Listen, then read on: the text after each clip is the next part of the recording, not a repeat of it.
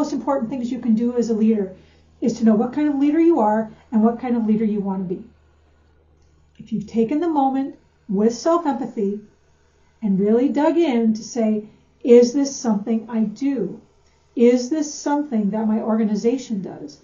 Allowing for this kind of stereotyping, even if it's completely unintentional. And is this what we want to do?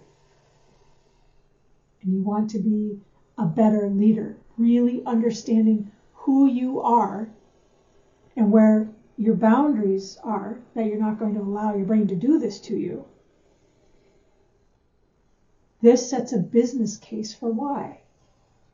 Having all these different thoughts coming in, this diversity, cognitive diversity, creates better innovation. Having different people looking at the same problem from different angles can create better productivity, better insight to how things get done. That human-to-human connection between the leaders and these people creates trust, which means these people are willing to come forward and talk about it. So you've got the best of both worlds by being in contact with your people. You're creating cognitive diversity, and you've created an atmosphere where they can come to you with it. At the very least, at the bottom, cognitive diversity shows improved problem-solving capability, exponentially better innovation because all these different people are coming at these problems from different angles, and more accurate predictive ability.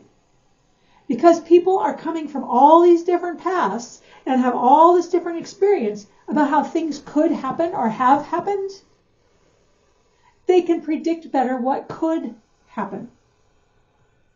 That's the whole point of data. That's the whole point of metrics. We look at how things have been done so we can try and predict how they're going to happen. Having that cognitive diversity just puts a fine point on it.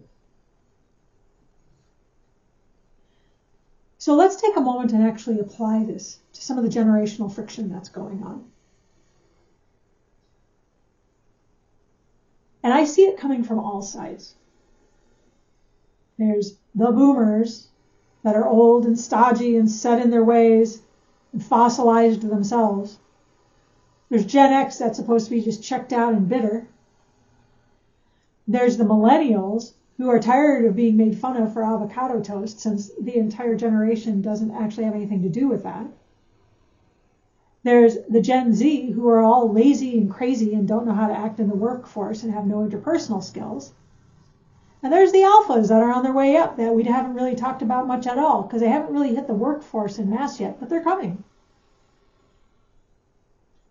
This fossilization of these traits has caused a lot of headbutting between these different generations. And unfortunately, because people are so stuck in their ways that this is how these people are, they're not taking the time to understand them. A lot of this generational friction, according to research, goes back to technology. Boomers were the first generation to actually have the computer. There really wasn't anything like that before. And the first time they saw the power that a computer had, it blew people away and realized that these computers were the size of an entire room, sometimes a building. They've been on the technology wave from the very beginning. And it's impressive that they've managed to drive it and still stay on top of that wave. Gen X is the first generation that straddles both lines.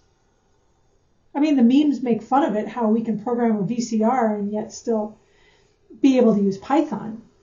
I am a Gen X, but that's kind of true. So we've seen all this really come into serious power during our lifetime, and we're still working, so this is still happening. Millennials are the first one to not know what it's like to not have the internet.